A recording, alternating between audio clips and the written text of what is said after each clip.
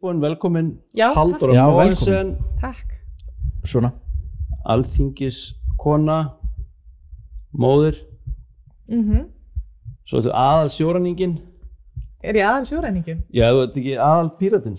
Já, þú meinar. Ertu ekki svona skipstjórinn? Ég held að fara eftir hvernig þú spyrir. Jú, ég er það núna. Ég er búin að vera í brúnni í 2 ár núna. Hvenær, ertu búin að vera með þeim frá bara byrjun eiginlega? Já, ég tók þátt í að stofna flokkin. Já, hvað 2013? 2012. Sem að, hann var formlega stofnaður 2013. En við vorum farin að hittast hópur fólks í HR. Já.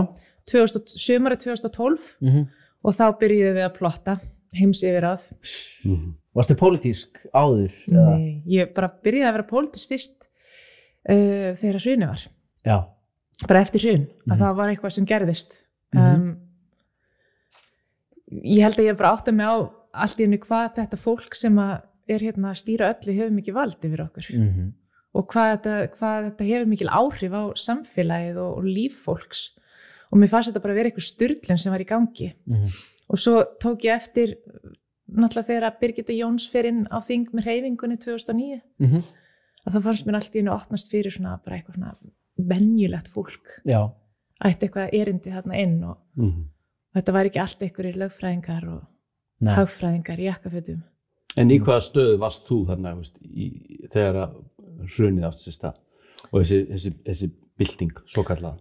Þetta hafði þannig séð, sko hrunið hafði ekkert mikil áhrif á mig og ég átti ekki neitt. Nei. Ég hef aldrei átt neitt. Það er bara eitthvað við þá hugmyndum að hérna, skulda bankanum einhverju himinháar fjárhæðir bara út alla ævi sem að mér hefur alltaf fundist vera ferlega fríkur pæling og ég tók bara aldrei þátt í því þannig að ég keypti mér aldrei íbúð sér enda alltaf eftir því í dag sko. Það er náttúrulega að nýta sér þetta svona to your advantage sem að slettir sko en ég skil pælinguna. Þetta er bara svona bara lítil þekking á efnahagsmálum. Þetta var ekki beint eitthvað sem að var mikið rætt á mínu heimili. Mamma er alltaf svona hippi, hún talar peninga bara sem orku sem kemur og fer. Og þannig að maður var aldrei að pæla einhvern veginn í þessu. Og hérna Þannig að þú ert á leigumarkaði í dag? Já, ég er á leigumarkaði í dag. En mér langar til þess að kaupa. Og ég er alveg að skoða. Og í fyrsta skiptið á æfinni þá sé ég fram á að mögulega geta gert það. Ég hef alltaf verið með fyrir lágar tekjur og ég hef aldrei skilið hvernig fólk næri að gera þetta. Hvernig næri það að safna einhverju milljónum til þess að eiga í. Ég veit alveg hvernig það er gert. Sko. Já. Ég get safnað og safnað það er engin neysla sko. En þannig sé ég það alveg. Já, auðvitað, þetta er líka bara state of mind sko. Hvernig þú forgangsraðar og annað. Ég forgangsraðaði alltaf í ferðalög. Já, það er góð forgangsraðar. Og svo seinna það fór ég mikið að spá í fötum og maður hefur svona seinni tíð þegar maður á aðeins meira leyft sér að versla föt og eitthvað svona hluti og list, ég var óbúslega hrifin af list en annars þá ferðaðist ég og fór allir peningarnir mínu bara í það að hoppa á milli landa og mér fannst það vera aðalægantýri sko, kynnast nýjum menningaheimum og nýjum fólki Ég sá aðan, ég svona hjóa aðeins í það, ég googlaði aðeins aðan sko og þá kemur fram að þú lærði fatahönnun. Já. Í Milano. Já, nei, í Flórens. Í Flórens. Já, ég fór Firenze. Ég fór, þetta er bara hluti af, ég hef alltaf verið í útilokunar aðferðinni og því ég hef ekki hugmynd hver mér langar til þess að verða eða hvað mér langar til þess að verða, hvað mér langar til þess að gera því ég var orðin stór. Þannig að ég pröfaði rosalega mikið að dóti til þess að komast að hvort að þetta væri eitthvað fyrir mig eða ekki og þetta var eitt af því og þetta var dálítið riski og því það þurfti að taka námslán, þetta var rándýr skóli. Og það er svona fyrsta stóra lánið sem að ég tek það er til bömmur, sko, það er erfitt að greiða þetta niður og ég hætti í náminu líka þannig að það tók mér aldrei langa tíma að greiða þetta niður ég reyndi að greiða þetta niður, bara leið ég byrjaði á þingi það nota ég bara launum mín til þess að greiða þetta út í, maður var búin að vera að greiða þetta í 10 ár og aldrei náði að taka af það sér ekki högg á vatni sko. Nei, höfuðstólnum og þetta var það lítil upphæð þetta var einhver 1,5 milljón sem ég tók í námslán þetta er peanuts með hvað fólk að taka sko. En það er búið að vera að taka til allavega í þessum málaflokk upp á síkastið með styrkina á það skilur. Já, það aðeins verið að sko, aðeins verið að koma til móts við fólk sem mjög gott, en það þyrfti að gera það meira. Mér finnst þetta bara styrkur. Ég skil ekki að það sé ekki litið á þetta sem fjárfestingu. Nei, þetta kannski svolítið tengt umræða borgarlaunum sem við ætlum að ræða eftir sko. Það þetta heimfæra þetta svolítið yfir á það sko. Alls konar pælingar var ég held að kona mín sé ennþá að borga sín námslán sko síðan 94. Já, það það flestir. Þetta súrrealist. Maður spáður í því. Ég tók það ákvörðun strax að taka aldrei námslán. Ef ég get ekki farið í nám öðruvísi þá myndi ég sleppa því sko. En svo þetta líka útlendingar, þetta svirðið ekki. Sumir taka bara námslán að því bara, skilur, það bara eitthvað. Ef þú ert með eitthvað vision og svoleiðis þá það alls konar pælingar á bak. Þú ert náttúrulega svo mikið þjarkur. Það er algjör traktor sko. Nei, þetta er svo systir mín gerði. Hún er í 8 árum yngri en ég og hún vildi ekki taka námslán. En það endaði með því að hún og maðurinn hennar bara skiptust á. Að vinna og vera í námi og þau gerði þetta alltaf þannig en svo fekk hún eitthvað nám út í Bretlandi út í hún er hálf bresk og þar eru engi vextir og ekki verðbólga þannig að þú ert bara að greiða nákvæmlega sem upp að tilbaka og þú færið í láni óverðtryggt lán já. Svona átt að vera Amen já Heyrðu, þú þú ert nýbúin að eignast strák já og þú ert eina stelpu fyrir Já. og þú í dag, hvað, 4 mánuði síðan 4 mánuða já, hann er 4 mánuða húrra og mér langar að fara svona aðeins inn í sko fyrsta spurningi var náttúrulega bara hver er í rauninni svolítið svona Halldóra svona bara svona fljót, einföld skilgreining sko, handan titla og handan allra stöðu sko, út í samfélagi sko. Hver er Halldóra? Og svo vildi ég fara inn í fæðinguna, svolítið uppeldið og kannski menntamál, eða altså hvernig við mentum börnin okkar, hvað viljum við fá út úr menntakerfinu til barnan okkar. Já. Og hvað viljum við kenna börnunum okkar, sko. Altså bæði sem foreldrar sem og er innan menntakerfisins, sko. Já. Þannig að nú er ég búin að varpa þessu á því. Þetta er fyrsta klausan. Er fólk ekki bara snýst lífið ekki að svara þessari spurningu hver maður er við spurðum Tolla þessu og kom einn spurning, hver er Tolli? Og hann klukkti um svarni í alvörunni ég veit að þetta er ekki auðveld ég held að þetta er sko ævintýri sem er lífið fyrir mér að það er daldið að svara þessari spurningu og fyrir mér snýst sko þegar við erum að hugsa hvernig við mótum samfélagi og kerfin okkar og menntakerfið og allt þetta er spurning sem að fæstir hafa tíma til þess að svara við erum alls svo ótrúlega busy við erum svo upptekin að það ég held að það sé ekkert margir sem er eitthvað mikið að pæla í hver er ég hvað er hamingja hvað gerir mig hamingjusama hvað er það, hver er tilgangur minn hérna á þessari jörðu hvað langar mig til þess að skilja eftir mig við erum svo upptekin á hamstrahjólinu í hamstri dagsins að við oft bara gleymum því að pæla í þessum hlutum og mér finnst að þetta ætti að vera alltaf grunnurinn að menntakerfinu okkar líka að við þurfum kannski aðeins að kenna börnunum okkar að pæla í þessum hlutum aðeins að slaka á lifa aðeins hægar bara horfa í kringum okkur njóta augnabliksins og pæla í þessum mikilvægu hlutum út af því að eins og staðin er núna og fyrst mér ofta eins og samfélagi snúist bara einhvern veginn eða menntakerfi snúist að búa til púsla saman einhverjum svona vinnuafli fyrir hagvöxt já, þetta er svona verslandi vinnuafl til þess að auka hagvöxtin einhverju sívaxandi ég kalla þetta bara stampínu hagkerfið þurfum ekki bara að fara að endur skilgreina hagvöxt þetta er eitthvað ákveðið hugtak sko sem felur í sér einhverja merkingar bara leggja miklu minna vægi það hafi bara miklu minna vægi hagvöxturinn við þurfum að taka kannski aðra vinkla inn í hagvöxtur hvað er raunverulegur hagur sko það er það sem ég er að segja það er vaxtarhagkerfið þetta er bara núna þá er þetta eini mælikvarðin okkar þetta er eina mælitæki sem við notum til þess að mæla velsæld sem er absúrt og við þurfum bara að fara að taka fullt af öðrum mælikvarðum inn í og þá held ég við fengjum allt aðra mynd.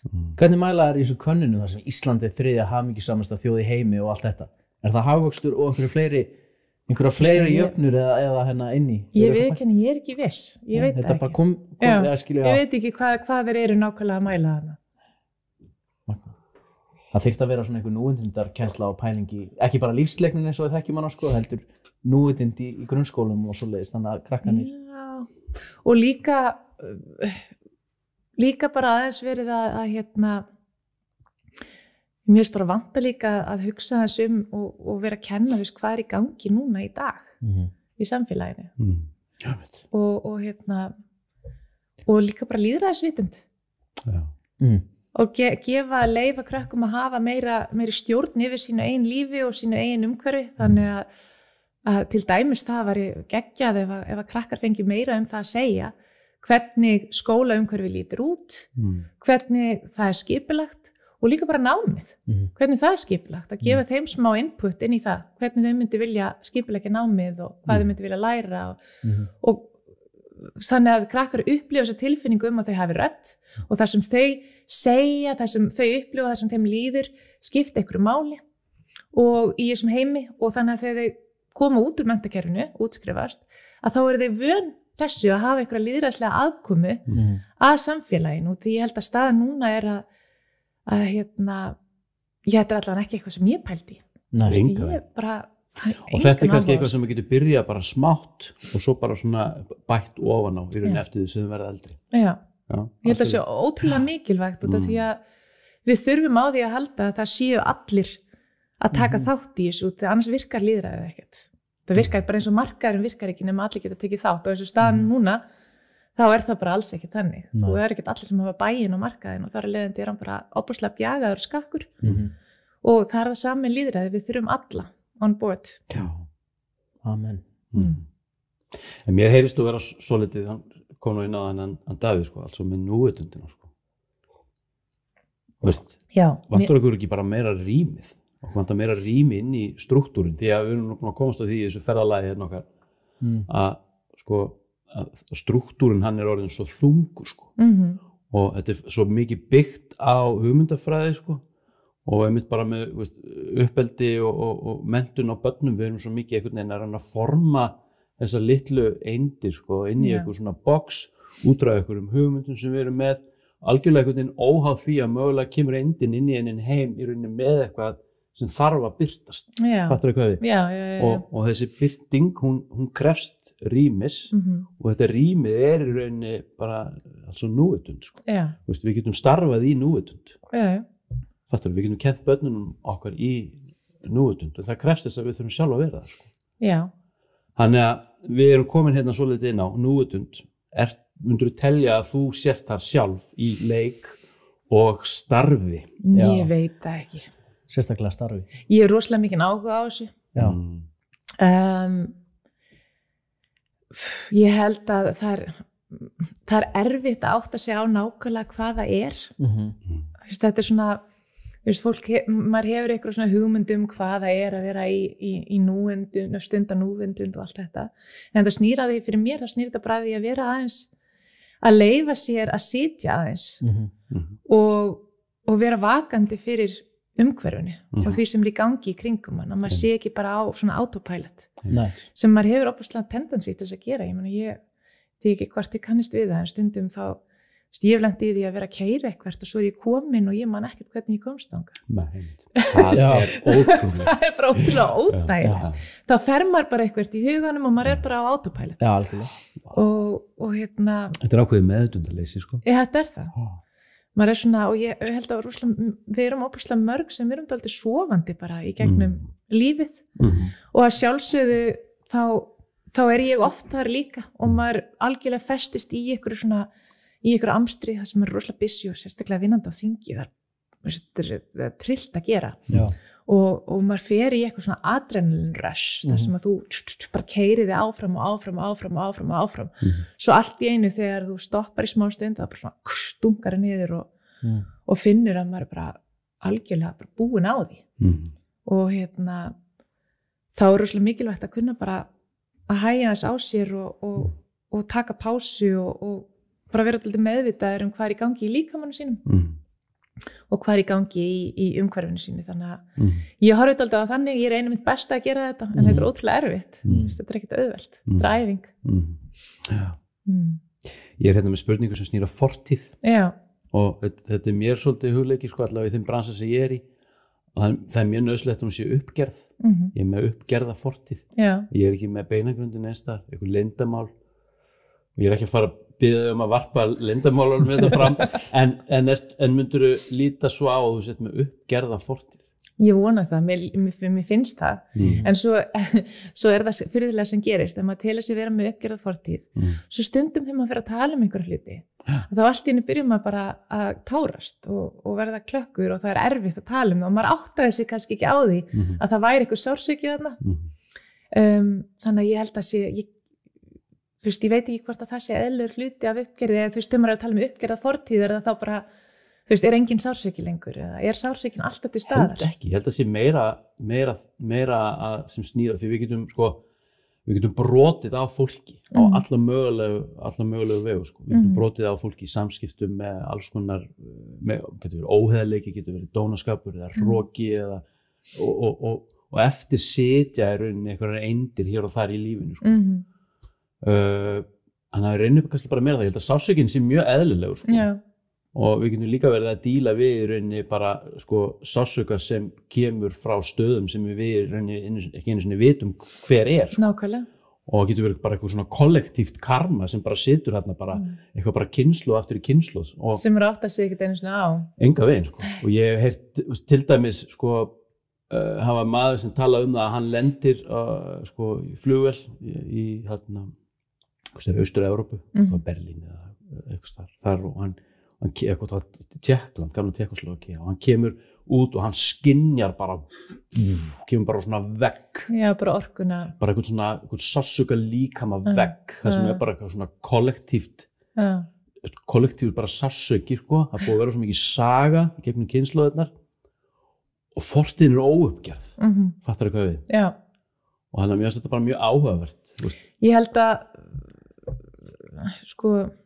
fyrir mér það alltaf skipt rosalega miklu máli mér finnst þetta allt vera einhver lærdómur allt lífið fyrir mér bara einhver skóli og ég hef upplifað allt bæði það sem að hefur verið gert mér og það sem að ég hef gert öðrum og það svo áhugavert og það oft þannig að það sem að maður gerir öðrum svo gert þetta eitthvað svona hringrás það eins og maður þurfi að upplifa á eigin skinni það sem maður hefur gert einhverjum öðrum það hefur allavega verið mín upplifun í lífinu og mér finnst það ótrúlega merkilegt og þá hefur maður fundið fyrir því og það ofta ekki fyrir að maður finnur einhvern veginn fyrir hlutunum á þennan hátt sem maður áttar sig á hegðunni og munstrinu og næri einhvern veginn vinna sig í gegnum og slíta en það hefur alltaf skipt mér rosalega miklu máli að skilja hvaðan aðrir eru að koma og hvað hvert sem að brotið það alls konar og það veldur alls konar sársauka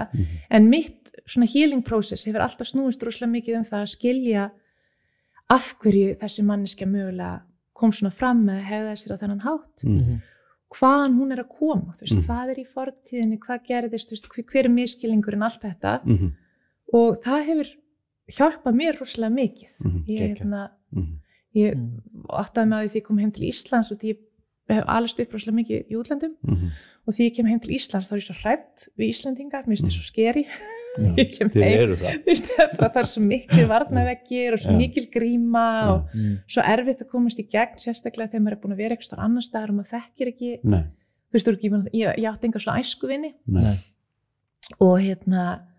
og ég var svo hrædd að ég þarði eiginlega ekki þessi tilfinninga þegar þú ert að labba í miðbænum, þú ert að labba niður Laugaveginn og þú ert að hitta oft maður að rekast á sama einstakling 5 sinnum yfir daginn og þetta er svo opaslega lítill bær og þessi tilfinning bara hvenær á maður að segja hæ og hvenær hætti maður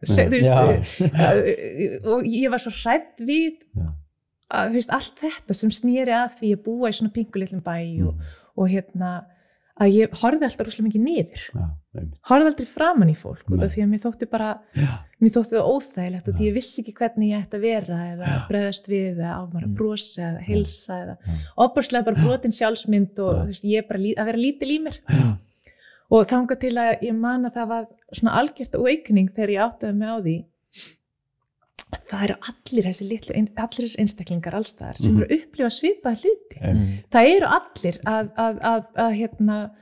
að díla við einhverja brotna sjálfsmynd eða óöryggi og alls konar hluti sem að fólk búið að þurfa að díla við í lífinu og það eru allir að fela það bak við einhverja grímur og varnarveggi og þegar ég fattaði það þá fann ég fyrir svo mikilri bara svona, mér þótti svo vænt þetta fólk, mér þótti svo vænt alla og þá breyttist þetta.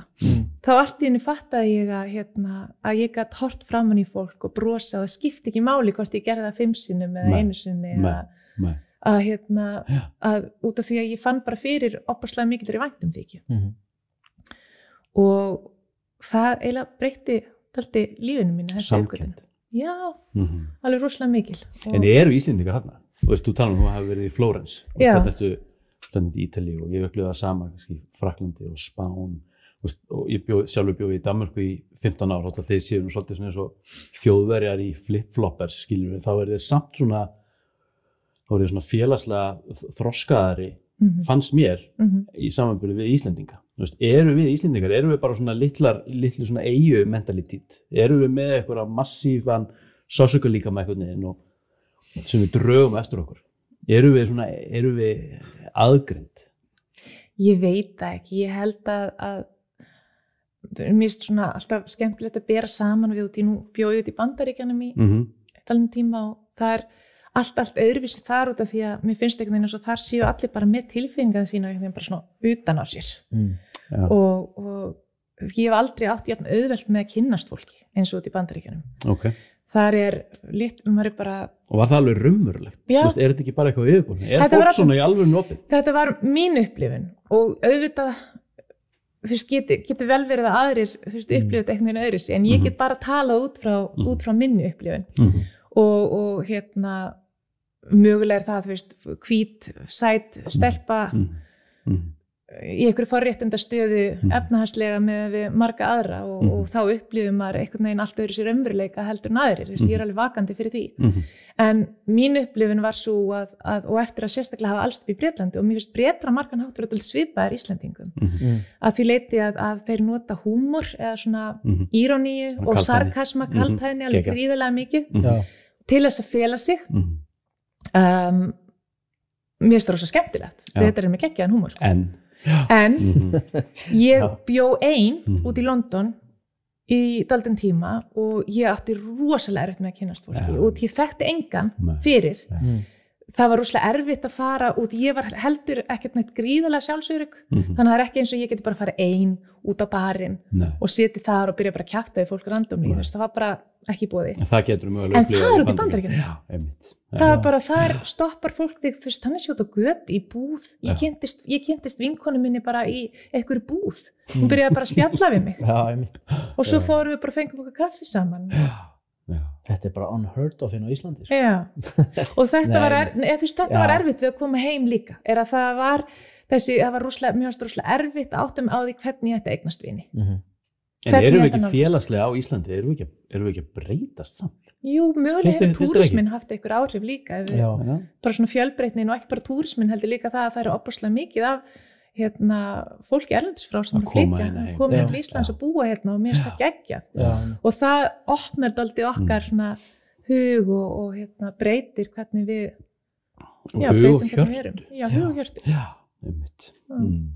En þegar þú ferð inn í stjórnmálin á sínum tíma, þá ferðu með eitthvað svona vision og það er allt búið að vera í einhverju kaosi og þú vilt kannski svona svolítið hrista upp í kerfinu sem var. Ertu ennþá með sama eldmóð og ásetning og varst með þá eða eru leikreglunar og þetta umhverfi eitthvað búið að breyta þér sem stjórnmálamanni eða konu? Já, þessi tími en á þingi er búið að breyta mér ótrúlega mikið, af því ekki búið að breyta mér. Nei. En mér finnst það búið að styrkja mig, reynslan og ef eitthvað þá ef ég ennþá meiri eldmóð út af því að ég finn fyrir möguleikunum á breytingum sem að ég vissi ekkert hvað ég væri að fara út í. Nei. Ég hef ekki hugmynd það. Mér fannst þetta að vera þetta var bara absúrt. En finnið þið ekki samt fyrir þrýsting frá kannski flokkur sem hafa verið lengur og eru öðruvísi þenkjandi að það sé svolítið verið að hamra á ykkur og verið að reyna að brjóta brjóta ykkur kannski niður? Jú, en það hefur áhrif á mig. Þegar einhver að reyna að stjórna mér eða stýra mér eða boxa mig á einhvern hátt, þá hefur alltaf haft öfug áhrif á mig.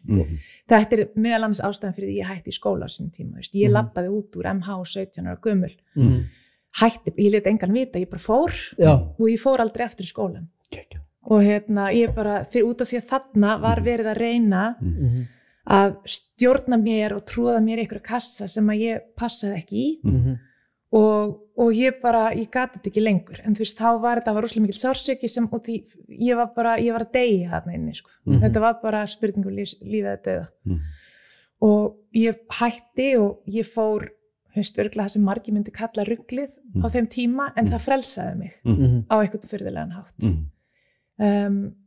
Út af því að maður þarf ofta að brjótast út til þess að brjótast út úr einhverju umhverfi, þá hef ég alltaf farið og bara út í öfgan og svo finnur eitthvað jafnvægi eftir eitthvað tíma. Þannig hef ég þurft að gera hlutina og það með þingið að þá upplifi ég það að þótt að sé rosalega erfitt. Ég meina, ég hef þurft að díla við það að fólk að öskra á mín á þingi, í alvörunni. Ég bara,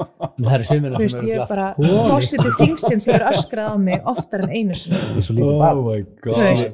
Já, og þurft að koma og biðjast afsökunar eftir og sem að ég virði það við hann, að hann hefur komið og biðjast afsökunar eftir. En af hverju hann að öskra á þig?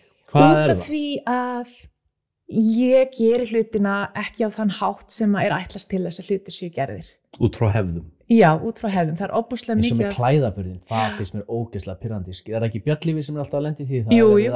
Verið að útúma fyrir að klæða sig ekki eins og mann. Þetta bara eins og, skilur við, þetta bara fáralegt. Þetta þessar hefðir og... Já, það rosalega mikið af svona bara ekkert skrifa niður eða tala það, maður á bara einhvern veginn að vita þetta. Eitthvað svona hefðir sem að maður áttar sig ekki alveg á. Ég líka bara, þú veist, mér finnst óbúslega gaman að íta á. Eru þið viljandi hann að sprengja upp þetta form eða þetta bara þið sem manneskjur? Ég held að þetta sé meira bara við sem manneskjur. Þetta ekkert eitthvað svona plott, þetta ekki eitthvað við settumst ekki saman í herbyggi og segðum bara, nú skulum við bara algjörlega stuða alla. Ég held að við sem, eins og ég upplifi Pírata, við erum aldrei fólk sem hefur verið á jaðrinum.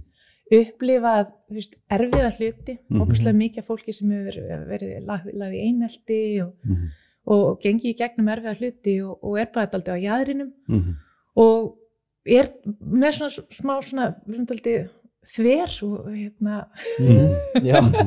og svona stvermóska einhver í gangi en ótrúlega mikið löngun til þess að láta gott af okkur leiða. Þannig upplifi ég okkur dálítið að við höfum upplifað aldrei brotin heim og langar til þess að laga. Og það óbúslega margt brotin á þingi, óbúslega margt sem gott og virkar líka. En það þessi hugmyndum að ég tek við sem formaður velferðarnefndar á sínum tíma og tók það verkefni að mér í 2 ár. Það var geggjað. Ég var svo hrædd. Ég hélt að hvað ertu komin út í? Hvernig ertu formaður velferðarnefndar? Getur aðeins útskýrt hvað felst í því það nákvæmlega? Það var það sem ég var að velta fyrir mér. Nei, ég bara vissi ekkert. Fáðu ekki ná bortir ykkur alls konar bara drög eða tillöga frumvörpu, hvað heitir það, þingsályktastillögur? Fastanefndir Alþingis virka þannig að þegar að það kemur inn frumvörp og þingsályktastillögur fara inn í fyrstu umræðu. Þú getur verið með þingmannamál, svo getur verið mál sem kom frá ríkisstjórninni. Þau fara í fyrstu umræðu á þingi og eftir fyrstu umræðu þá þau send inn í nefnd. Já, það svolítið. Og þar í nefndinni þá vinnurðu málið þannig að þú kallar inn gesti, þú skoðar umsagnir út af því að fólk getur sett inn umsagnir málin. Og velferðarnefnd getur unnið alls konar breytingar á málum. Við gefum frá okkur nefndar álit þegar við ljúkum málinu með geta verið breytingar tillögur nefndarinnar og þá getur það verið minnihluti nefndar eða meirihluti nefndar eða öll nefndin og það fer rosalega mikið eftir hvað gerist inn í nefndinni hvort að máli verið samþykkt eða ekki. Það óbúslega gerist eiginlega ekki að mál sé samþykkt nema sé meirihluti nefndar sem á málinu. Fer þetta svo ekki í næstu umræðu og svo þriðju umræðu? Jú, ef þetta það fer eftir hvort það sé frumvarp eða þingsályktun. Og hvernig það gengið að ná, ég hef nú fylgst með svona það sem Píratar hafa verið að koma frá sér frumvarpinu og þingsályktun og annað, það að ná sér gegn almennt? Við höfum alveg náð slagta þingmannamálum í gegn, já. en þarf ekki alltaf harmonera og virka þannig að þið fáið sem sagt, hvað segir maður hina flokkana með ykkur í að samþykja þessi. Þetta er nefnilega það sem mér finnst vera skemmtilegasti hluturinn af vinnunni og það er þarna sem að ég fæ svona þetta auka passion og þessa von að ná að breyta hlutum hvað það er mikilvægt að vinna inn í nefndinni og hvað það er ótrúlega magnað að ná þessari samstöðu inn í nefndinni mál sem eru kannski þingmannamál og sem að maður að berjast fyrir og hafi passion fyrir. Stundum þannig maður að leggja það fram 2, 3, 4, 5 sinnum áður en maður nærði í gegn. En þetta hefur áhrif á umræðinni í hvert skipti og opnar aðeins huga fólksinn í nefndinni líka og í nefndastarfinu. Og hvað skiptir gríðarlega miklu máli að vera þannig að þú náir að samina fólki í kringum, að þú náir að fá fólk með þér í lið. Það skiptir gríðarlega miklu máli í þessari vinnu. Og er það bara mikið maður á mann, er þetta svona sátta? Já, ef þú nærð að skipuleggja starfiðin í nefndinni á þann hátt að þú færð inn góða gesti og færð inn góðar umsagnir málið og þá nærðu oft að snúa fólki inn í nefndinni og þetta er það sem er svo mikilvægt og þetta er þessi vinna sem er ósýnileg. Ég menn það er náttúrulega bara fyrir að fræða hvort annað. Þið eruð að upplýsa í rauninni hvort annað mál, ekki rétt? Já. Og þarna skiptir óslega miklu mál og þetta er ástæðan fyrir því að mér fannst svo gaman að koma eins sem formaður að ég hafði ekki hugmynd hverja hefðirnar voru eða hvernig það hefði verið gert áður. Þannig að ég skipulagði starfið bara út frá því sem að svona, mér fannst að make the mestan sense sem var oft dálítið erfitt fyrir aðra út af því að það var bara svona, nei, svona bara gerum við ekki. En hvernig komstu í þessa stöðu? Hvernig virka það? Formaður velferðarnefndar. Já, hvernig verður þú formaður yfir svona nefnd? Það er sem sagt við þegar það byrja nýtt kjörtímabil að þá fer í gang það sem við kalla dont út frá stærð flokka hvort að flokkar ákveða að vinna saman og donta saman eða í sitt hverju lagi að þá eru dontar sem sagt nefndasetur. Það hafa allir þingmenn rétt á að sitja í einni nefnd. Svo er þetta bara spurningum eftir styrk þingflokksins hvað þú hefur marga í hverju nefnd, hversu marga nefndir þú færð, hvort þú ert með fulla setið eða áheyrend í nefndinni og svo er ákveðið hvort að stjórnarandstaðan fái einhverja formennsku í einhverjum nefndum og þá er það líka dontað og það er lemdi á Pírötum að fá formennsku í velferðarnefnd. Við sömdum við samfylkinguna það að við myndum skipta með okkur út í við höfum mikinn áhuga á stjórnskipunar og eftirlitsnefnd og við sömdum bara við samfylkinguna að þau myndi fá stjórnskipunar og eftirlitsnefnd hálft kjörtímabilið og við velferðarnefnd hálft kjörtímabilið sem myndi við skipta. Og það var það sem gerði út af því að í raun og veru þá er þessi formennska í nefndin, hún lendir á stjórnarandstöðunni, ekki beint einum flokk, þannig að við semjum okkar á milli. Og það er ekkert sjálfgefið að stjórnarandstaðan fái formennsku í nefndum fyrir utan stjórnskipunar og eftirlitsnefnd en það mér finnst það alveg vera rétt að gera það, það skiptir máli. Hvernig að koma inn í þetta eins og þú frá Flórens inn í þetta, var þetta ekki bara eða fórstu bara strax að googla og allt? Nei, ég náttúrulega var búin að vera á Íslandi í smá tíma og ég var búin að vera að vinna ég er út í Flórens 2002-2003, ég man það ekki alveg 2003 kannski. Og ég er það búin að vera heima í einhver ár. Ég var búin að vera að vinna í ferðaiðnaðinum. Ég var að reka litla upplýsingamiðstöð fyrir íslenska fjallaleiðsögumenn sem er í Bankastrætinni og ég hætti þeirri vinnu þegar við erum að stofna Pírata og ég fer í harða kosningabaráttu 2013 þar sem ég lendi í öðru sæti og það varaþingmannarins Helga Rafns frá 2013 til 2016. Þannig að þá ég fæ að upplifa að fara á þing án þess að vera þingmaður. Og ég fékk að fara nokkru sinnum inn og það var mjög góð skóli og þá kem ég til dæmis inn með þingsályktunum mína borgarlaunin. Ég vinn að henni þegar ég er atvinnulaus og gaf mér bara þann tíma til þess að okkur langar svolítið að fara inn í það borgaralaun. Þetta, ég kem á fjöllum ég sé þetta fyrir mér einhvern veginn, ég er ekki viss hvort að sé rétt en ef ég skil þetta rétt þá fá allir bara money fyrir að gera ekki neitt en þeir með að samt gera eitthvað þeir vilja í þágu sameiginlegrar velferðar. Það er nákvæmlega Er þetta ekki bara svoleiðis? Það er svona nokkurn veginn. Og þá kemur svona klikk hjá mér hvaðan kemur money Getur þú útskýrt þetta fyrir? Já, og líka hvað áhrif þú sér þetta hafa á önnur sem sagt úrræði þá Tryggingastofnun og atvinnuleysissjóð og allt þetta skilur, bara kötta það allt út og allir fá bara einhverja grunnfærslu, lágmarksfærslu eða hvað sem það skilur, eða þetta viðbót við kerfið sem að margir telja að vera mein gallað nú þegar skilur, að ég las líka með þingsályktunartillöguna sko, og var búin að fylgjast með þessu testi hérna í Finnlandi og það, ég veit nú ekki nákvæmlega hvernig það gekk, það allavega svolítið bara fjaraði út held ég á Finnunum, er það ekki? Nei, ég að leyfa þér að taka orðið þá með þetta hérna, með borgaralaunin svona á hvernig hvað hefur langa tíma hérna, sko finnska tilraunin var mjög áhugavert en hún átti alltaf bara að vera í 2 ár þannig hún fjaraði ekkert út en það er bara magnað hvernig umræðan var hijackuð og gerð óbúslega neikvæð. Er það bara lobbyismir þá eða skilur? Í dálítið, það sem alltaf fyrst og fremst gerist í Finnlandi er að það þurfti að útvatna þessa tilraun gífulega mikið út af því að það eru einhverjir sérfræðingar og fagfólk sem fær hugmyndum tilraun svo þurfum þeir að selja pólitíkin hana og pólitíkin er kannski ekkert alveg tilbúin til að kaupa þetta eins og þetta er þetta er náttúrulega miklu peningar sem fara í þetta þannig að þeir útvatna þetta alls konar og það gerir það verkum að þetta er ekki raunveruleg tilraun á skilyrðisleysi grunnframfærslu og þetta er hvorki grunnframfærsla þetta voru ykkur 500 evrur minni mig sem er ekki á fyrsta mánuði sem er ekki grunnframfærsla og þetta er ekki þetta er skilyrðislaust en þetta er bara fyrir lítinn hóp þar að þetta er bara atvinnulausir þannig að þú ert ekki, þetta er ekki svona universal basic income, þannig að það er bara verið að skoða þennan lítinn hóp af atvinnulausum einstaklingum sem verið þá að fá einhvers konar framfærslu skilyrðislaust og það er fylgst með hvernig það gengur og þetta gekk í 2 ár svo var þetta hægt. Það sem kemur út úr þessu er að þetta hafði ekki gríðarlega áhrif á vinnumarkaðin. Það er að segja sem er svipað og hefur komið út úr öðrum tilraunum með borgaralaun. Til dæmis Manitoba tilraunin sem er að gera í Kanada á 7. áratugnum. Það var svipið niðurstaða. Hún var sérstaklega gerð til þess að tékka hvers konar áhrif þetta hefur á vinnumarkaðin.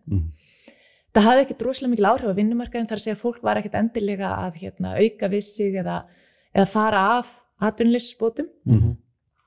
Sem er ekki skrítið og hugsa til þess að vissu allir þetta var bara tímabundið og þetta var ekki nóg til þess að dekka grunnframfærslu. En það sem gerðist er að þetta hafði gríðarlega áhrif á heilsu fólks, það er að segja jákvæð áhrif. Það voru bara færri og vellíðan. Fólk var öruggari, þeim leið betur og þetta hafði jákvæð áhrif á heilsu og það er nákvæmlega sem gerist út í Manitoba, það sem var nánast svona 8% sparnar í heilbrigðiskerfinu á þessum 6 árum sem að þar voru 6 ára. Hvað er það, 8%? Já, 8%, það getur ímyndað það gigantískar upphæð sko. Og þarna voru bara vinnuslys og andleg sko, líðan fólk sem var miklu betri og þetta þannig að við vitum þetta og það væri reyndardöldi bara, myndi taka döldi langan tíma að fara í gegnum allar þær tilraunir sem það eru gerðar en það eru rosalega margar og það er búið að vera að gera þessar tilraunir í langan tíma, yfir 10 ára þannig að við erum með alveg góðan gagnabanka yfir áhrifin sem þetta hefur svo er hitt og það er önnur áhrif sem þetta hefur og það reyndar kemur út frá rannsóknum sem hafa verið gerðar í Indlandi og í Namibíu og í Afríkuríkjum að þar er bara minnkun, glæpir minnka þannig að þetta er gríðarlega sparnaður í refsivörslukerfinu það er fleiri einstaklingar sem hafa tök á því að stofna sína eigin fyrirtæki þannig að þetta er mjög jákvæð áhrif á fyrirtækjarekstur eða sem bara svona lítil fyrirtæki blómstra, mikil nýsköpun og svo hefur þetta sparnað og jákvæð áhrif á menntakerfi út af því að það eru færri sem eru að hætta í námi og það staðstu áhrifin sem þetta hafði á vinnumarkaðin er að fólk var að koma seinna út á vinnumarkaðin og þá betur menntað og fá betri laun út af því að það var að klára námið sitt. Hugmyndin hvernig sko útfærslur á skilyrðislausu grunnframfærslu eða borgaralaunum, það getur verið alls konar. Þannig að það er, og þingsályktunartillagan mín, hún snýrist rosalega mikið um það að komast að því hvað væri raunhæf útfærsla fyrir íslenskar aðstæður og íslenskt kerfi. Vandinn var sá að þegar að þingsályktunartillagan mín er samþykkt á sínu tíma, ég þurfti að leggja hann fram 5 sinnum, og fékk hann á loksins samþykkta, en þá var meiri hlutin sem var lagði til breytingatillögu sem var samþykkt og breytingatillagan snýr að því að í staðin fyrir að þetta yrði sendt til ríkisstjórnarinn til þess að rannsaka þetta, þá var þetta sendt til framtíðarnefndar. Nefnd sem var nýbúið að stofna, hafði enga resursa og ekkert fjármagn til þess að sinna og ég vissi það alveg. Það kóðnar það bara. Það er svona sem þetta er repamál. Sko. lítur ekkert sérlega vel út fyrir okkur út af því að við erum með formennsku í framtíðanefnd en það var alltaf vitað að það skiptir ekki máli, þetta nefnd sem var ekki með regluleg tímaslott þannig að hún var að ná að funda ótrúlega sjaldan, þingmennir sem sitja í henni ótrúlega uppteknir með ótrúlega margar aðra nefndir og það engir resursar sem að þessi nefnd fær til þess að vinna þessa vinnu og þingsályktun til hann biður gríðarlega mikla rannsóknarvinnu þannig að við eigum eftir að fá svörin við þessum spurningum en ég myndi vilja, ef ég færi í ríkisstjórn þá væri þetta eitt af það fyrsta sem ég myndi gera ég myndi vilja bara rannsaka þetta ég myndi bara vilja fá svör við því hvort þetta sé raunhæft og þá hvernig við myndum fara að þessu en til dæmis gætu við farið neikvæði tekjuskattsleiðina sem er leið sem að Milton Friedman talaði fyrir. Ég meina greiða persónuafsláttinn. Persónuafsláttinn. Að það þýðir bara að greiða hann út til þeirra sem ekki að nýta hann og þá getum við hækkað hann í skrefum og þannig getum við farið hægt og rólega af stað, ekki allt. Þú getur bara byrjað að greiða út persónuafsláttinn eins og hann er núna, hann myndi koma sér gríðarlega vel fyrir ungt fólk í námi og annað og svo myndir hækka þetta í skrefum upp í einhverja grunnframfærslu. Þetta væri einleið til þess að gera þetta og meðan þá getum við verið að fylgjast rosalega vel með áhrifunum sem þetta væri að hafa og þannig að við værum með einhvers svona greinagóð gagn þegar við erum að taka þessar ákvörðunum hvort við erum að hækka áfram eða halda áfram eða breyta stefnu. Við þurfum að vera óhræddari við að vera með tilraunastarfsemi þegar kemur að svona policy. Ekki bara, það þarf ekki að setja eitthvað í nefnd og hugsa það í 10 ár og svo bara framkvæma það hugmynd sem kannski löngorðin úrelt út af því að þið byrjuðu að skoða þetta fyrir 10 árum síðan og við erum bara eitthvað, nei, in for a penny, in for a pound nú erum við, við erum bara að pröfa bara, litlar tilraunir og pröfa okkur áfram að vera óhrædd við að skipta stefnu ef þetta er ekki að virka þetta er eitthvað sem við erum vera bara ófærum að gera. Þetta finnst mér hljóma alveg geggjað, mér finnst þetta mjög flott. Þetta hljómar alveg geggjað, mér finnst þetta geggjað en hvernig harmonir þetta við skattlagningu hins vegar? Þú ert með grunnframfærslu, skilyrðislausa, svo ert með skattlagningu á tekjur. Við vitum ekki nákvæmlega hvað áhrif þetta hefur á vinnumarkaðinn, en það er augljóst að tekjur ríkissjóðs er aðalega skatttekjur. Það þarf einhver að borga skattinn, skilur. Og þá er svona, það er einhver framfærsla sem 200.000 kall, en svo hækka þá skattanir á móti á þá sem er að vinna, skilur, eða þú skilur hvað ég meina, sko. Hvað áhrif eykur þetta þá? Það þarf að taka, þetta er mjög einföld spurning og þetta er ekki neitt rosalega gott svar en þetta er bara eina svarið. Borgaralaun munu ekki virka í núverandi kerfi, það er bara að segja sér sjálft. Það þarf að taka og það er löngari tímabært að við þurfum að fara að taka skattkerfið okkar bara og alveg endurhugsa þetta. Hvernig þá? Það þarf bara að skoða þetta út frá, nú við erum komin í heimurinn er gjörbreyttur, globalismi, tækniframfarir, allt þetta, auðvitað þarf að breyta og þróa skattaumhverfið með tilliti til þessara breytinga. Við þurfum að svara stórum spurningum eins og hvað gerist þegar sjálfvirknivæðingin er að taka svona mikið af störfum frá fólki. Og með fólksfjölgun líka. Já, þá erum við að horfa á það. Það rennur allir auður í hendur fárúlega líka, sko. Það er það sem við erum að sjá. Það er það fyrsta sem kemur upp um mér, það er að taka þetta af stórfyrirtækjum. Já, þú veist. Já, en taka þetta af, það þarf að finna einhverja málefnalega leið, eitthvað meðalhóf, en eins og þetta núna þá verða bara þeir ríkar og allt það, skilur, og það er að aukast alveg gífurlega mikið núna. En þess vegna skil ég sérstaklega þessa nálgun með skattnefningu, svo er þessu bara allt græðið ekstra í Gíbraltar og Írlandi og eitthvað reyna að passa það svo sem er, sko. Ekki bara það er líka endurhugsa efnahagskerfið okkar. Út af því að það er bara efnahagskerfið okkar er byggt á svo úreltri hugmyndafræði. Við erum að tala um það að þetta eru einhverju kallar, einhverju svona armchair philosophers. Frá því fyrir sko mörg 100 árum síðan sem að voru með einhverjar afsakir sletta svona mikið á ensku svona preconceived hugmyndir mannlegt eðli sem stenst ekki skoði og þetta er ennþá í gangi með við nútíma þekkingu. Það er bara það sem að þessi menn voru að tala um sem mannlegt eðli vitum við í dag er bara mannleg hegðun. Mannleg hegðun er hægt að hafa áhrif af með breyttum hvötum en allt efnahagskerfið okkar, það er bara byggt á þessum kenningum mannlegt hegðun og mannlegt eðli sem að við vitum er bara bull í dag. Og við eigum að vera að horfa á þetta út frá miklu meira svona complex systems, miklu meira út frá svona regenerative pælingum. Það virkar ekkert að vera með markmið einhvern endalausan hagvöxt sem að hættir aldrei að vaksa. Hvernig meikar það sens með við það að við búum í þetta hnetti? Það meikar ekki sens. Við erum í hring, við erum að vera að skoða þetta út frá hringnum. Sammála því. Áður við förum í hampinn og bólusetningar Jók. En áður við förum í hampinn, þá langar mig að spyrja í rauninni, sko, ertu með einhverja svona útópíska framtíðarsýn? Hvað sérðu fyrir þér sem bara eitthvað gilt samfélag, það sem við erum upplýst og það sem samkynntin 360 gráður og við erum öll bara í einhverju mega grúphöggi, upplýst. Sérðu þetta fyrir þér? Hvað sérðu fyrir þér? Hvað ljósið? Sko, ég var alltaf með einhverju hugmyndum og þetta er þarna sem ég kem að borgaralaununum, að ég var alltaf óbúslega hrifin af, og þetta er náttúrulega hljómar alveg fáránlega útópískt, en ég var svo hrifin af þessari hugmyndum að við þyrftum ekki á neinum peningum að halda.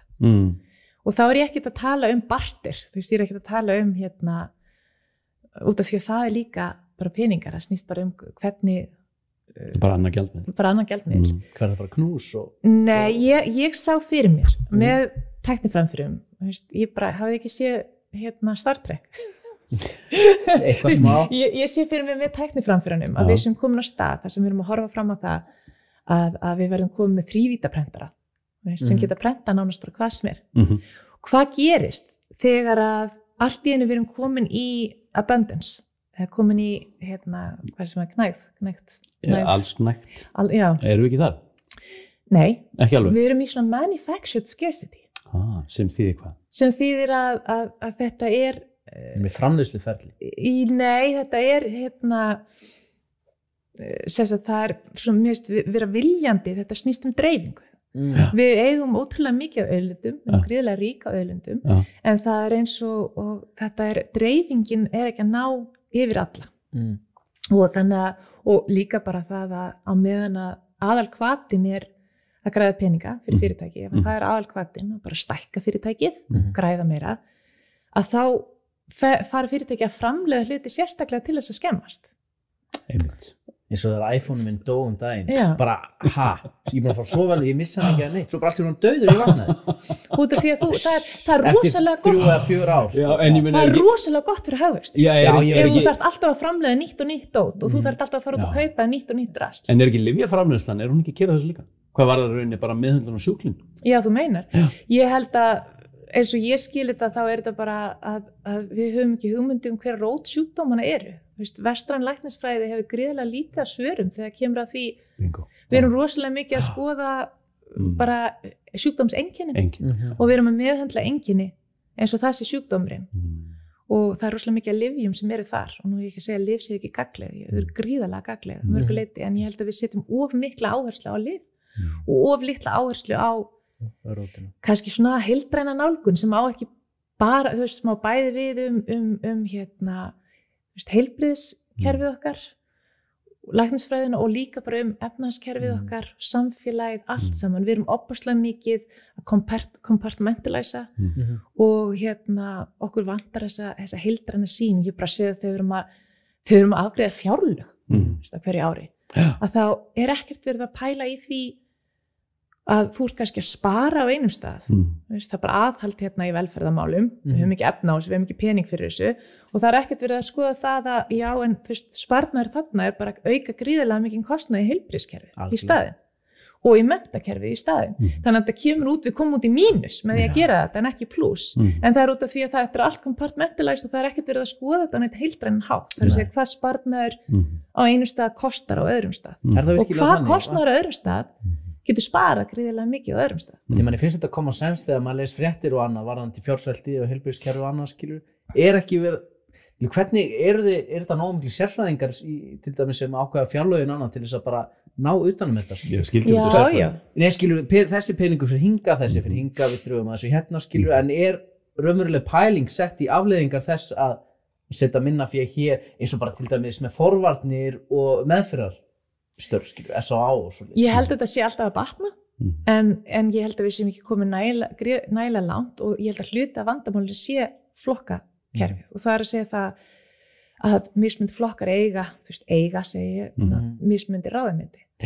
Og þetta snýst allt það hver stýrir öllu, það er rosalega mikið sá sem heldur utan budduna, það er fjármálaráðherra og þú þarft á að hafa verið að díla við hann hvað þú ert að fá mikinn pening og þetta ekkert ákveðið út frá því hvað þarf að gera og hvað það kostar heldur þú færð bara eitthvað pening og þá þarf þú að ákveða út frá því hvað þú hefur efna á og þetta skortin á heildrænni sýninni svo að þetta dálítið svona fylkingar eða flokkar sem þóttir sé að vinna saman þá þeir líka að keppast þeir eru í keppni samkeppni við hvern annan atkvæði, fylgi og að þeir líti vel út og auðvitað kemur þetta niður á það sem kannski almenningi og samfélaginu fyrir bestu og þetta bara pólitíkin Þetta flókið sko Já, og þetta alls ekki þetta eitthvað sem og þetta ástæðan fyrir því að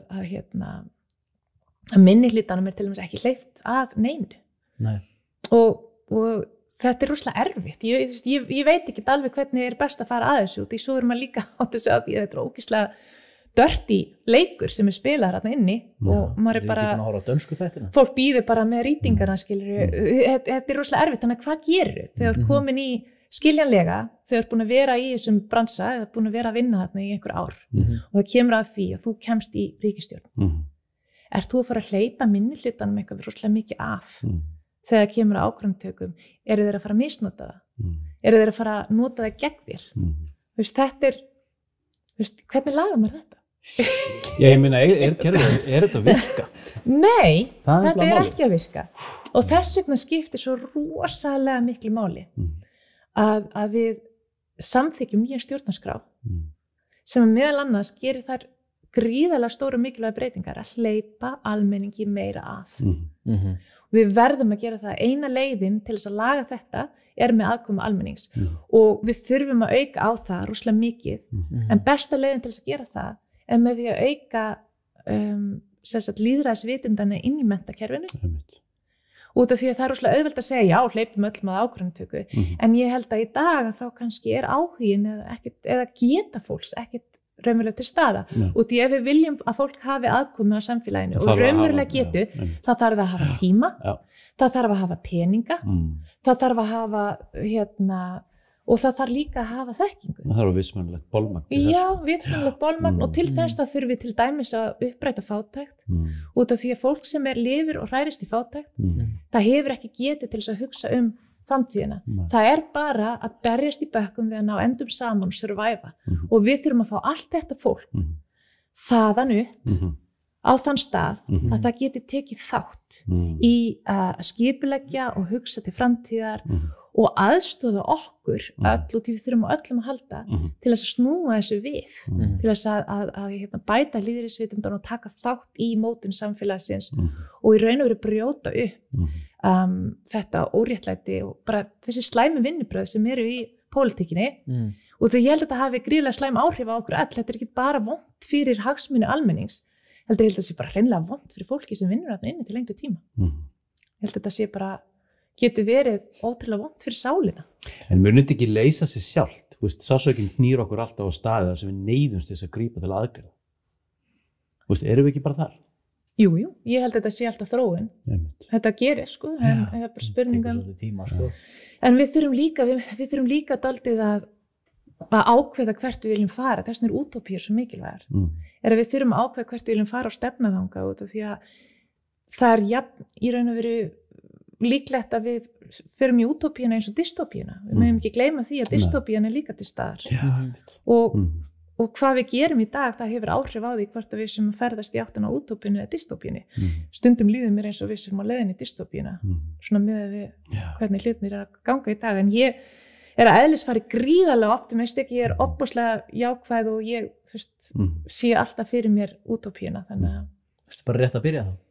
Ertu bara rétt að byrja í stjórnmálum þá eða? Nei, ég gef því 4 ári viðbót og svo ég hætt, ég nenni ekki að vera þarna inn í mér, eða það ekki það, ég nenni því ekki. Nei, ég held bara að það sé bara ekki hollt. Nei, amen. Fyrir fólk almennt að vera þarna úr lengi. Nefnum að drekka hamti. Hvað með græna framtíð? Já. Sjáðu hérna. Græn framtíð og hamti. Þú ert að drekka hérna heima ræktaðan ham. Já. Við ætlum að fara hérna inn í hampin. Ætlar að spá fyrir mér? Nei, ég hef ekkert innsæði svoleiðis. En hérna ertu með þetta. Þetta heimaræktaður hampur og hérna Við erum að drekka hann er fallegur og við drekkum hann, við borðum hann. Já. Hampur CBD altså hvar erum við? Má ég finna lyktina á hann? Þú má bara éta hann, við borðum þetta. Já, þetta geggjað. Þetta geggjað og þú sér fræin þetta líka, þau eru sko stútfull af próteinum. Ég tek bara svona tuggu sko. Já, þetta geggjað. Ég má svo auðvitað vesturinn. Ekki fúsa að tuggu. Sko, hvað sko, þú búin að lýsa þarna svona það einhver ákveðin framtíðarsýn og eins og ég sé það, þá þurfum við að fara sko, við þurfum að fara að grisja í struktúrnum grisja í rauninni alla þessa struktúra sem eru þarna út frá gömlum hefðum sem er í rauninni svona bara keyrt út frá ótta við breytingar, ótta við rýmið ótta við að missa þannig við þurfum að fara meira inn í náttúruna hætta að rífa niður náttúruna við þurfum að fara að hjálpa henni og við þurfum að fara inn í sjálfbærari framtíð kemur ekki hampurinn þar inn? Jú, að sjálfsögðu og ég bara fatta að ég fór svo mikið bara út allt því ég var að tala útópísku eða framtíðar sýnina mína að ég náði ekkert einu svona að klára hana sko. En ég held að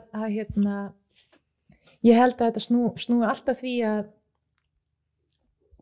ég held að við mannskepnan við erum náttúrulega dálítið stórkostleg en við eigum það til að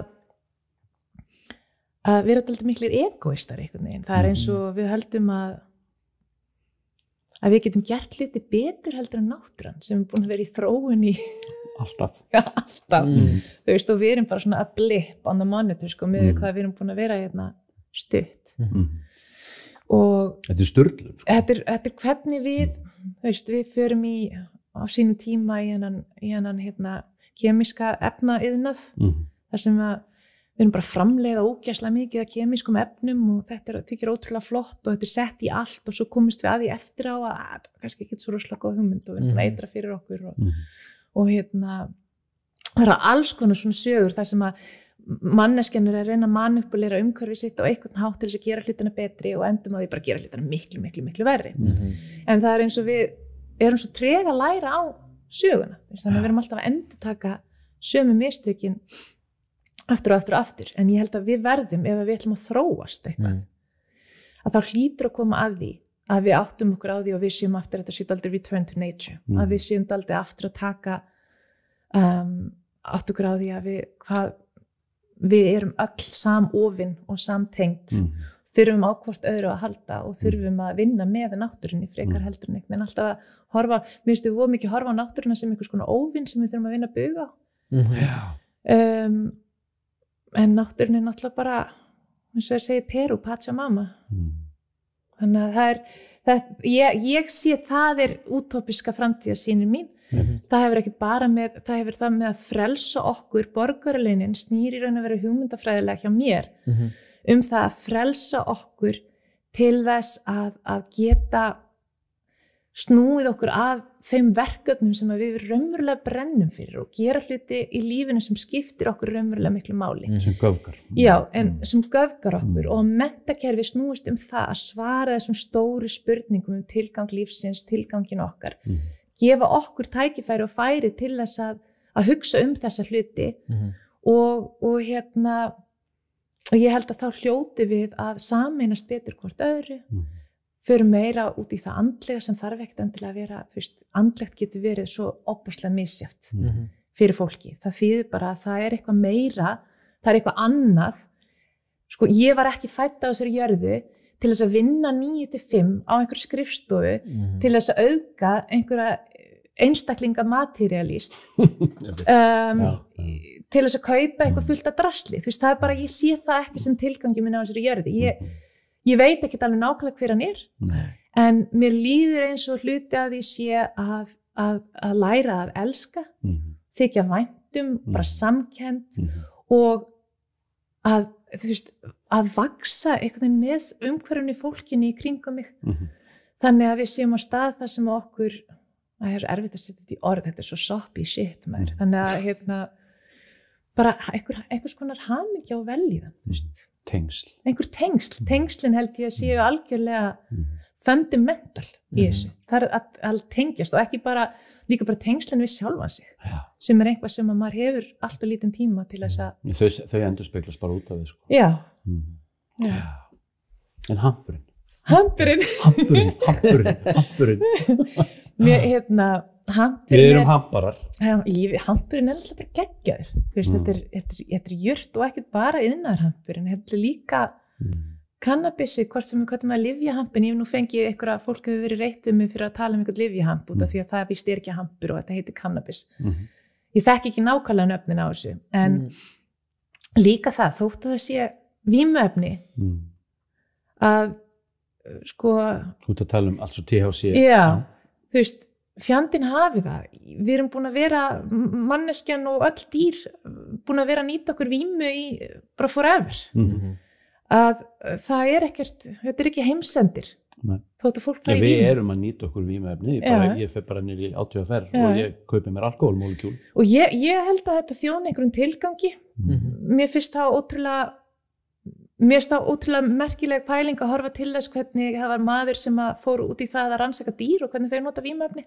ferðast út allan heim Jóhann Hari skrifaði geggjaða grein þetta og þar sá hann bara það sem að dýr nota vímuefni í sorg altså til þess að prósessa þess að prósessa sorg og hvað gerist ef að dýr manneskjan sem bara dýr líka ef við lifum í konstant sorg þar sem við erum búin að búa til og skapa hér samfélag sem að veldur bara gríðarlega stórum hluta mannkyns töluverði sorg og áföllum til lengri tíma það ekki skrítið að fólk sé að misnota vímuefni þetta ekki beint misnotkun, það bara að nota vímuefni til þess að höndlera lífið við vitum það og við höfum séð það tilraunum að ef við búum til aðeins skemmtilegra samfélag og eflum tengsl fólks við sjálft sig, við hvert annað að þá þetta ekki vandamál lengur þá kýs fólk ekkert að vera í vímu en aftur hampurinn bara og kannabis bara ótrúlega mögnuð jurt, það svo mörguleiti planta jurt út af því að þetta meðal þetta nota þetta hráefni í allt mögulegt, ég meina það var búið til bíll úr þessu flugvél við getum farið að framleiða steypu, hampsteypu við getum farið að búið til pappír föt, make-up hvað mat, næringarefni batteri, orku þannig að þetta magn og þetta tekur 3 mánuði að rækta fyrir uppskerna 3-4 mánuðir og svo erum við náttúrulega líka að horfa á allt svo umhverfis sjónarmið sko. Ekki bara hvað var í sjálfbærni og í framleiðslunni sjálfur heldur líka binding á kolefni. Þannig að þetta augljóslega bara alveg crazy pólitík sem hefur gert það að verkum og hræðsla. En þetta einhver hreyfing á þessum málum því að eins og staðan nú í dag. Mér líður eins og að sé þannig, já. Það náttúrulega iðnaðarhampurinn orðinn löglegur. Já. En CBD flokkað eins og sem í rauninni lyfjaefni í stað þess að vera flokkað sem fæðubót á þeim forsendum að lyfjaeftirlitið eða lyfjastofnun í rauninni, hún lítur á það sem lyfjaefni sökum þess að það eitt lyf á markaðnum í dag sem heitir Sadvex sem inniheldur kannabinoida, altså CBD og THC og þeim forsendum CBD flokkað sem lyfjaefni eins og en ekki fæðubót. Þetta eitthvað flöskuháls þarna, eitthvað breyting framundan sér, heldur? Ég vona það, en það alveg gríðarlega forræðishyggja sem í gangi líka og það bara sumir sem að vilja, ég hef heyrt fólk tala að þeim finnst að D-vítamín og lýsi hefur flokkað sem lyf, út af því að ef þú tekur of mikið af því þá getur það verið slæmt fyrir lifrina. Sumt fólk treystir hreinlega fólki ekki til þess að taka skynsamlegar ákvarðanir. Ég get ekki séð að það ekki miklar þannig sé aukaverkanir af CBD sem það þarf að hafa áhyggjur af þannig að mér finnst þetta bara að vera frjálst en auðvitað þarf að vera undir eftirliti líka það þarf líka að passa upp á það bara eins og allt eins og allar matvörur og það það sem þú færð þegar þú regluvæðir svona þá allt færðu raunverulegt eftirlit og þá getur þú verið upplýstur sem neytandi hvað þú ert að kaupa en ég held að þetta sé breytast Ég með þingsályktun tillögu núna sem að ég að vonast til þess að nái að klára. Ég að vonast til þess að ég fá að mæla fyrir núna bara strax í næstu viku. Og að þá fara hún í vinnu í nefndinni og við náum að klára hana. Og mér finnst eins og það sé miklu meiri samstæða þetta núna. En þetta náttúrulega bara þingsályktun tillögu sem biður ráðherra að vinna að þeim breytingum sem þörf á til þess að CBD sé aðgengilegt. Hvernig þá sem ráðherra túlkar aðgengi. Já. Spennandi. Geggjað. Ég held að við séum ég allavega svona já, skilur, mér finnst þetta ótrúlega skemmtilegt. Það er borgarlögin, við ætlum að fylgjast aðeins með því. Ég ætla að láta þetta svona, ég ætla að marinera mig svolítið í þessu og svo hringi ég eftir svona 2 ár. Já.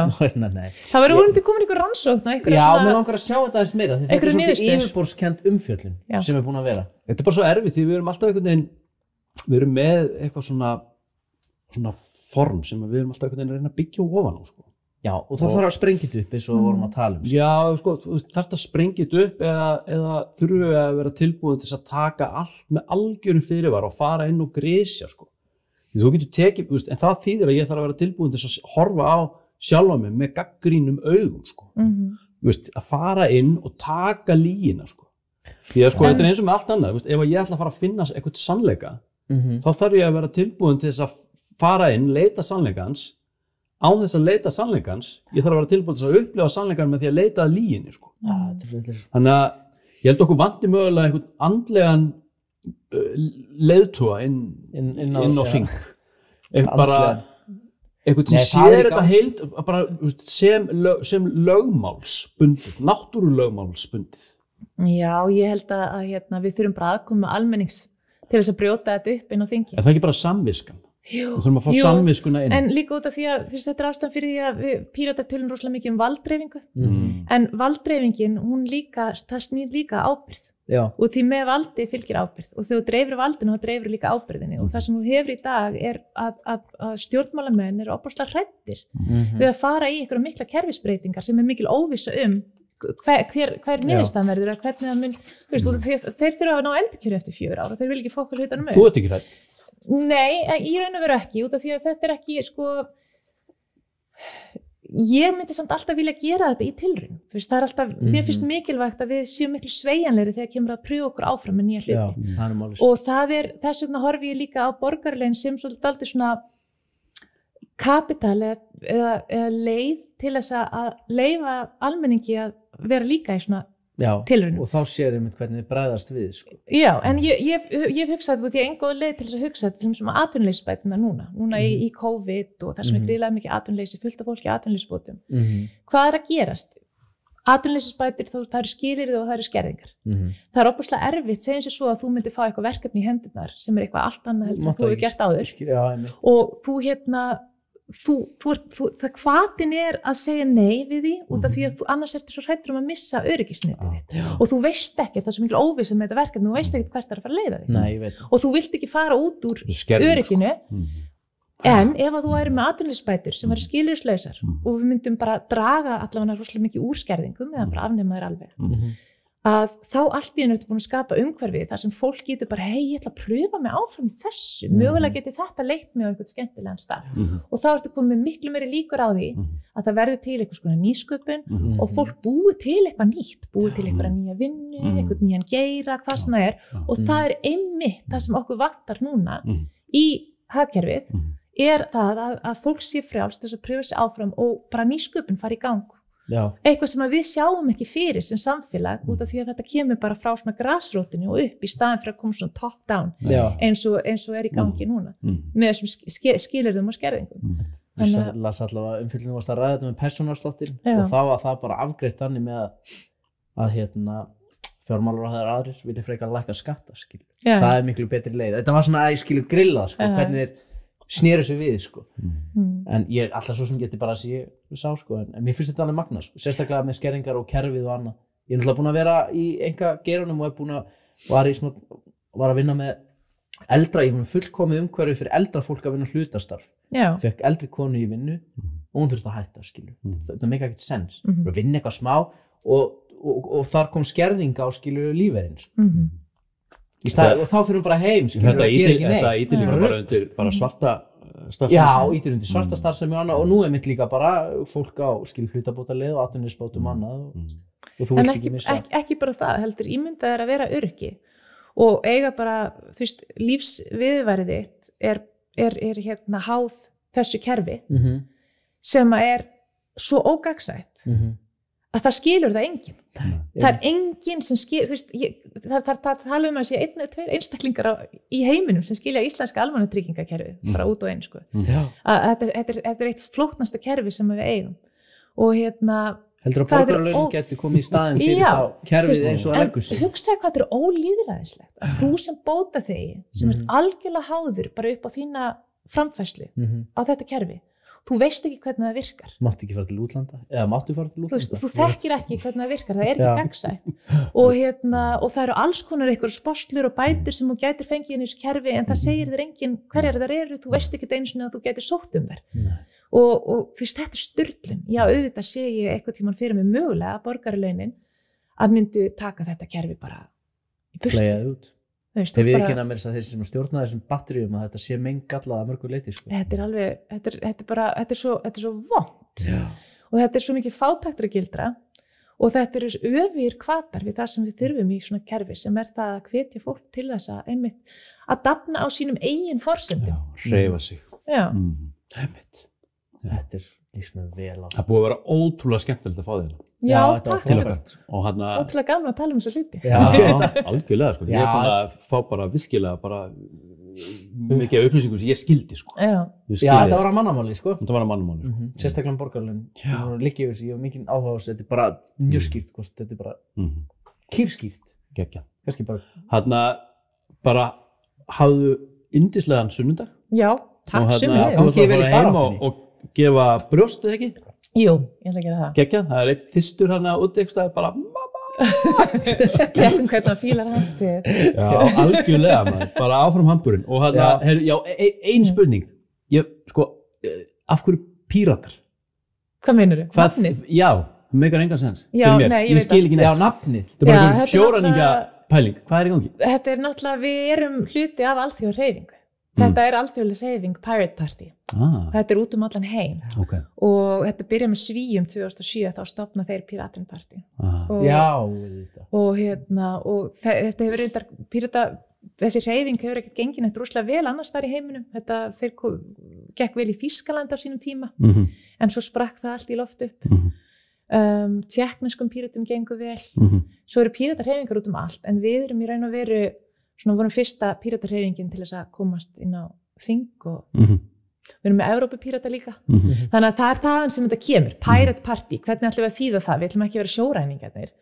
En við tengjumst þessari hreyfingu. Það er hugmyndafræðin, grunnstefnurnar eru þær sömu.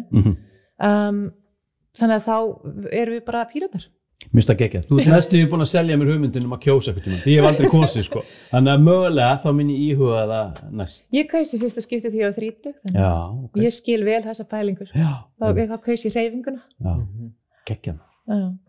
Halldóra, kæru vala. Já, takk fyrir mig. Takk. Gaman að segja það, gangi vel. Takk.